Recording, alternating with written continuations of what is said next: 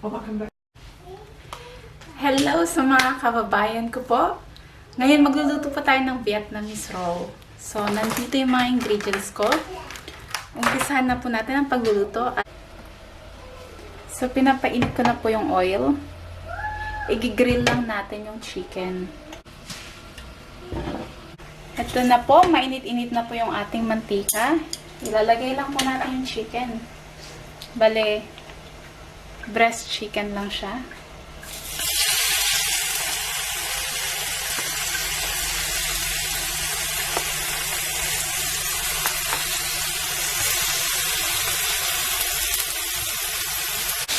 Maglalagay lang po tayo ng salt,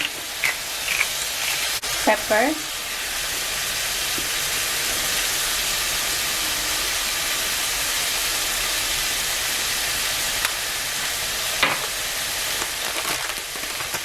at saka garlic powder. Pwede rin po kayong gumamit ng garlic na yung mga buo, yung fresh.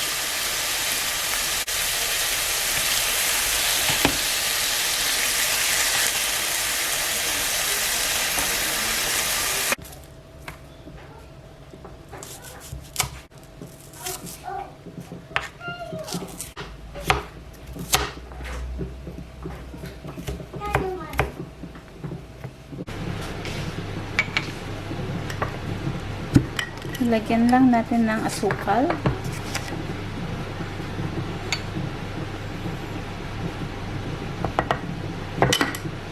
At saka itong isa is plain water lang siya. Ito yung vermicelli rice natin, rice noodles. Bale, hiwa-hiwain lang siya.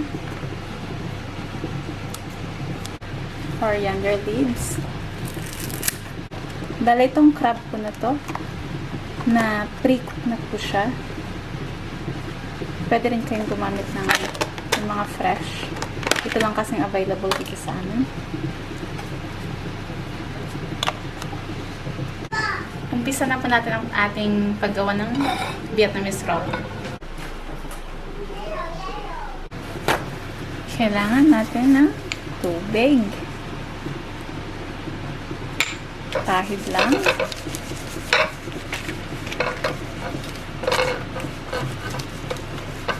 Kailangan masakop nyo lahat yung rice paper. Tapos sa kabila ulit.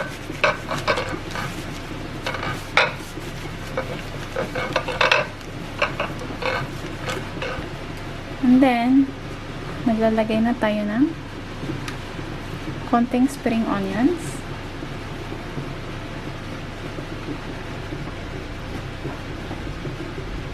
Chicken. Spread nyo lang siya.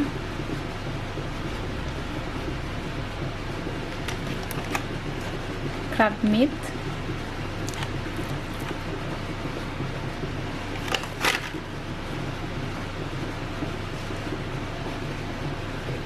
Noodles.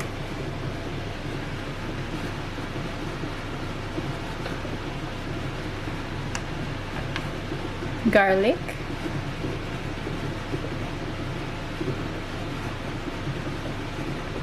Tsaka konting coriander. Babalot niyo siya side by side.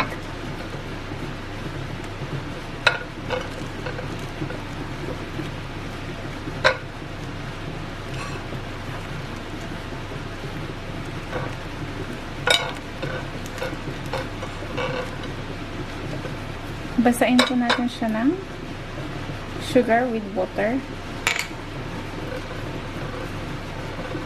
para mas sweet yung may lasa, masarap. Yan. Yan lang siya. Finished product natin. Ulitin niya lang po yung proseso niyan.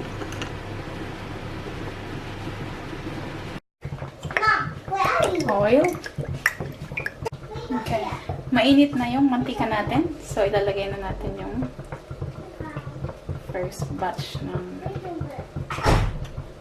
spring roll natin.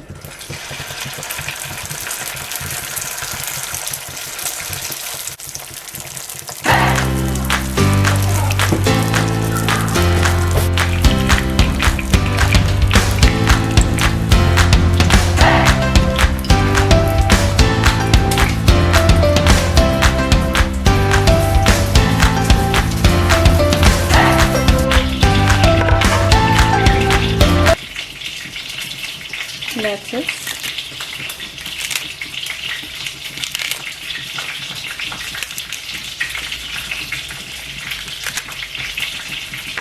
Coriander leaves. Meron din tayong mint leaves. So, ihalo lang natin dyan.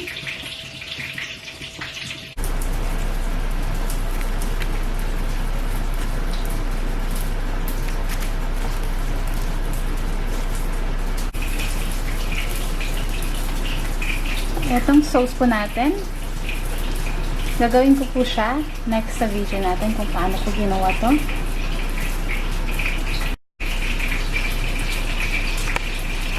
Ito na po ang ating final recipe ng Vietnamese roll, crab and chicken. Salamat po sa inyong panonood sa aking pagluluto na naman.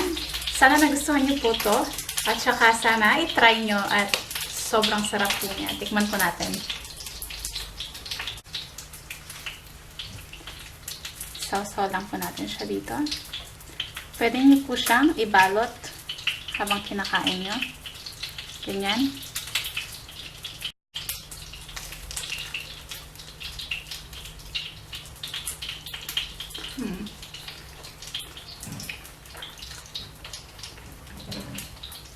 Sobrang sarap po. Salamat po.